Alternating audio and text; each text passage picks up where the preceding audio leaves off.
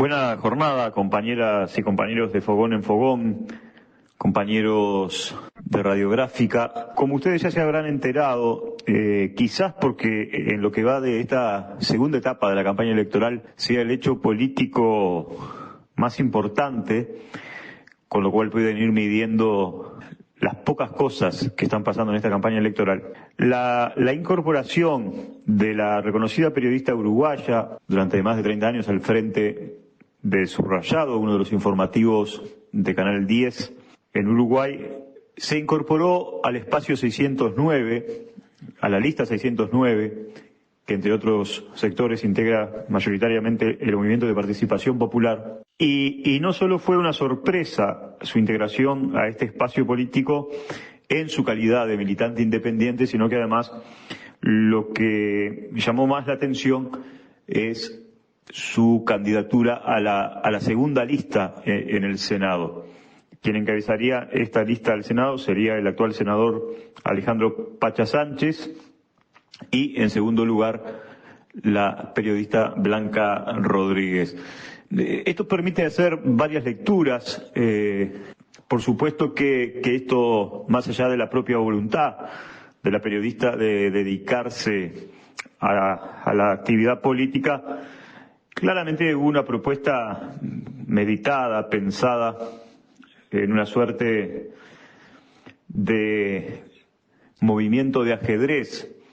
del dirigente José Pepe Mujica. Un Pepe Mujica que, a pesar de estar ya no en la primera línea de la militancia política, sigue generando, como los viejos líderes o los viejos caudillos de este país, movimientos que generan hechos políticos de cierta trascendencia. A nadie escapa que la apuesta, que no es la primera vez que el Movimiento de Participación Popular apuesta a la figura de independientes. De hecho,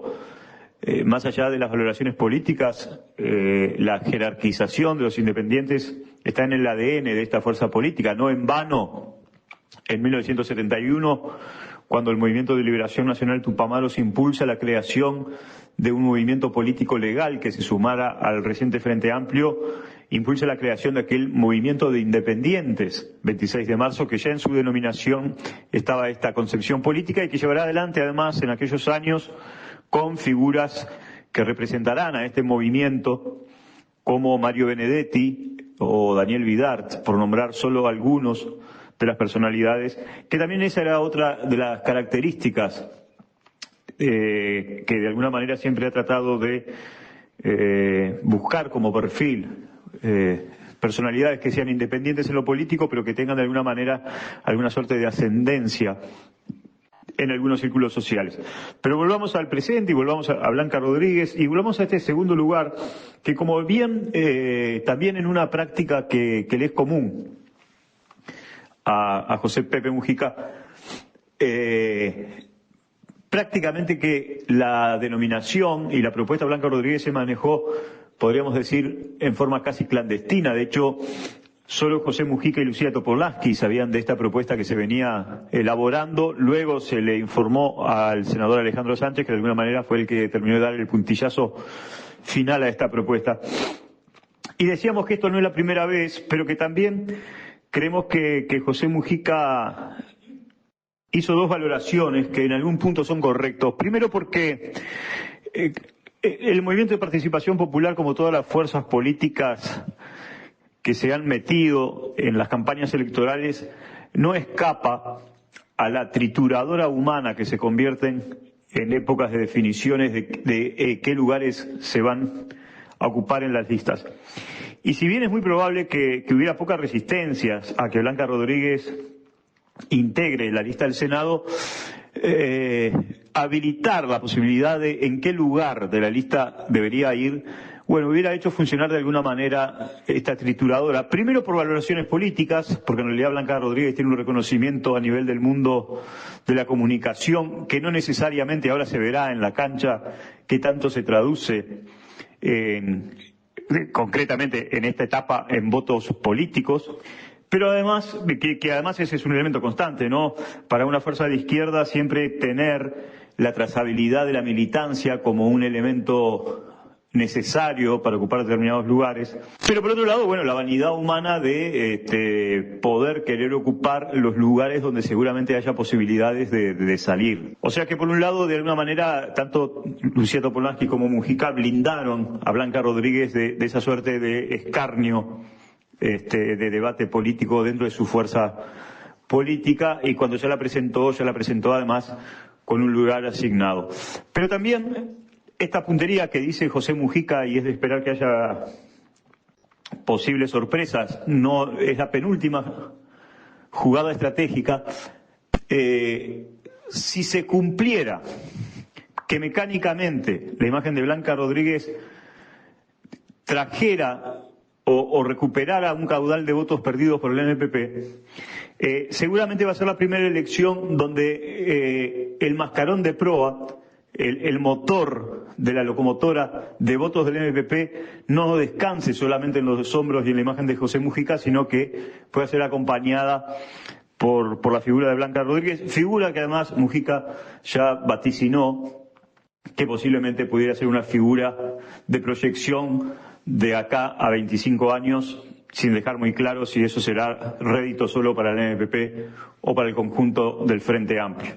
La otra apuesta es fortalecer este discurso de Yamandú Orsi, de un discurso de amplitud, de diálogo, de negociación, en una campaña electoral además donde todos los sectores están buscando justamente tomarse el 105 al centro del espectro político. Y por otro lado además hay una apuesta que tampoco es nada menor,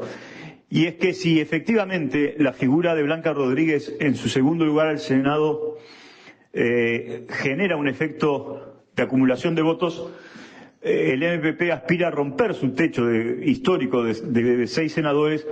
para pasar a cerca de 10 en una de las visiones más optimistas,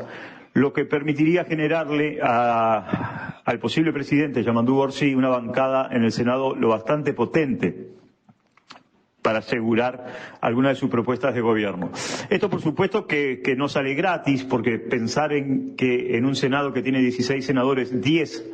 pertenezcan a una sola lista, hablaría de una hegemonía que pueda complicar los acuerdos. De hecho, por el momento, todo el mundo ha visto con buenos ojos la incorporación de Blanca Rodríguez. Ya se descontaba que iba a ser hacia alguno de los sectores del Frente Amplio. Y, por ahora no hay comentarios. Sí, ya ha empezado en el escenario político, algunas críticas, sobre todo de algunos colegas de Blanca Rodríguez, que han de alguna manera cuestionado duramente que haya dejado la labor periodística para dedicarse al mundo de la política.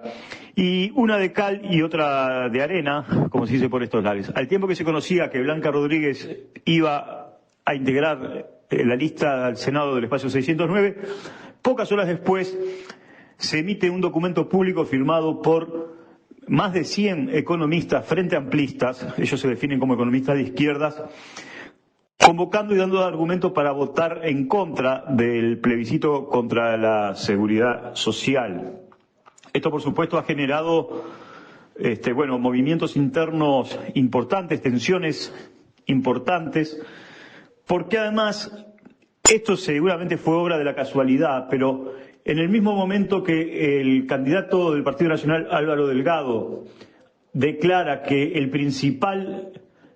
adversario que piensan derrotar en estas elecciones es el PIT-CNT, y por su propuesta de reforma de la seguridad social, sale este comunicado en mala hora, pero repito, quizás ahí seguramente no hubo una coordinación y no hubo una valoración política de sacarlo en ese momento, pero se suma. Un comunicado que además hace algunas valoraciones desde el punto de vista económico, pero que en realidad refleja otro aspecto de lo que le está sucediendo al Frente Amplio y al progresismo uruguayo. Primero, surge con fuerza la dictadura de la Ilustración dentro del Frente Amplio, una fuerza nacida al calor y al influjo de lo popular, donde, ahora se ha consolidado, este fenómeno ya se vivió en el pasado, pero ahora vuelve con fuerza, donde un grupo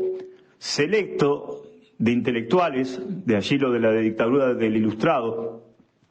haciendo la peor de las gestiones o de las presentaciones políticas de los tecnócratas,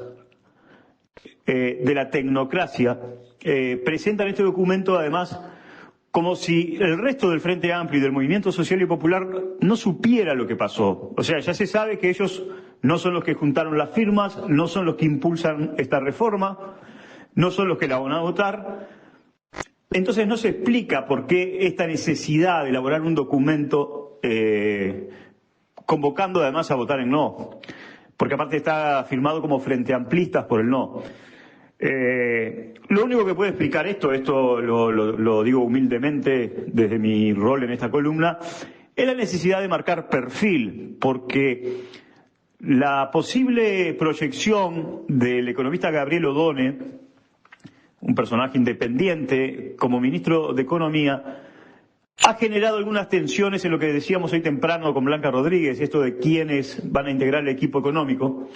Y allí hay varios dirigentes, de alguna manera, con ansias de integrarlo. Concretamente, estamos convencidos que el sector que dirige el actual senador Mario Vergara y otros dirigentes que están dentro de quienes firman este documento están ante la necesidad imperiosa de marcar un perfil que queda licuado por un discurso de centro izquierda del candidato Yamandú Orsi y de la mayoría de los dirigentes del Frente Amplio, donde posiblemente pierdan pie. Ustedes saben además que hay la posibilidad de un acuerdo de los sectores que se denominan del serenismo con el movimiento de participación popular para lograr allí una presencia importante a nivel parlamentario. Pero esto claramente licúa los perfiles y creemos que además lo único que podría explicar la presentación de este documento es precisamente la necesidad de marcar ese perfil y además, como siempre, hacerle una guiñada a la centro derecha del sistema político.